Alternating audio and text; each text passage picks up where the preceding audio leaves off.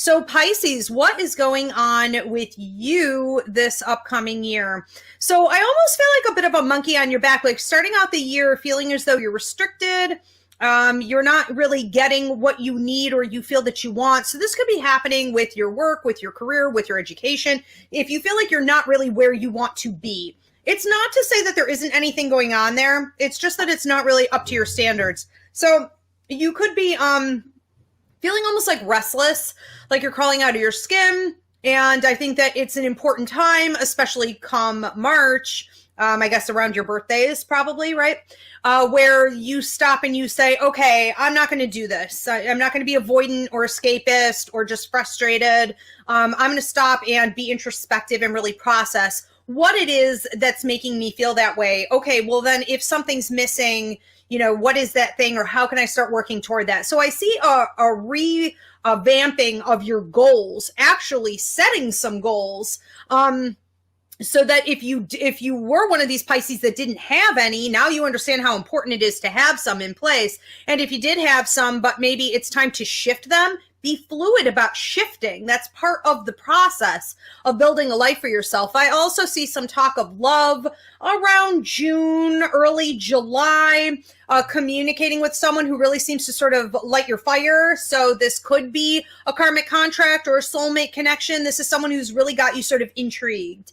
And I'm not sure how far that goes, but it definitely seems to change you. And then you go through the rest of the year pondering that, applying what you've learned earlier in the year, and realizing that you're really turning into a very different person. I see you becoming more responsible, more mature, understanding more about how the universe works and how karma works. And if you put in, you get more out in a pretty rapid pace.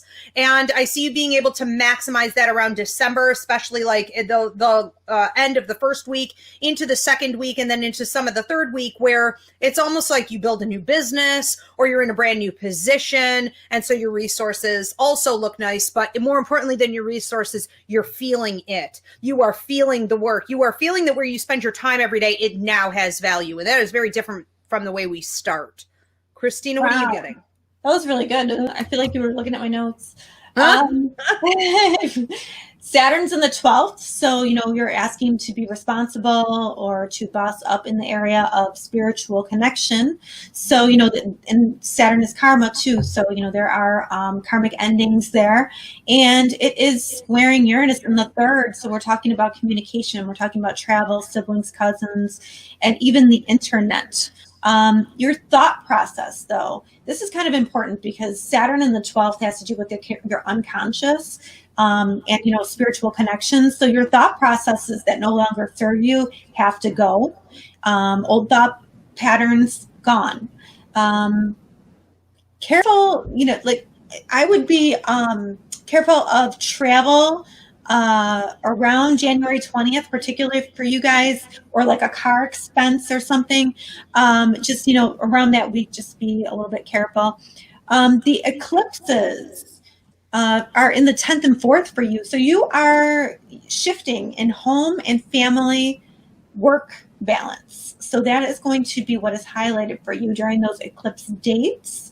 Mercury retrograde for you, the 12th, right? We're talking about spiritual connection, your subconscious, and the 4th, home, and the 8th, which has to do with sharing resources. You're rethinking about how you're going to share resources in the future, how you're going to be intimate again. But it's interesting because just like Ivy said, December, Venus is going to retrograde in Capricorn, your 11th house. And all of a sudden, like, things start to come to fruition and like things start to pay off. And you start redefining the groups that you are with, or like the hopes, wishes, and dreams you have, and things start changing for the better. So there is a lot of contemplation this year, I feel like, and maybe like even like a lot of stuff going on in the dream space too. But I do feel like, once you get this homework family balance, by the end of the year, you're going to really like where you're at.